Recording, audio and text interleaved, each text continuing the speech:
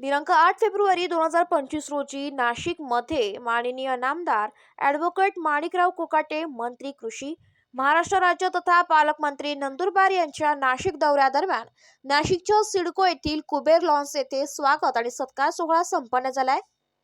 या सत्कार सोहळ्याप्रसंगी नाना महाले, अण्णा पाटील, शिवाजी चुंबळे, मामासाहेब ठाकरे, सुदाम कोंबडे, संजय भामरे, जगन्नाथ पाटील, कल्पनाताई चुंबळे, संजय भामरे, महाजन सर, राजेश गाडवे, राहुल गणोरे, नितीन सुगंधी, विजय पाटील आदी मान्यवर उपस्थित होते।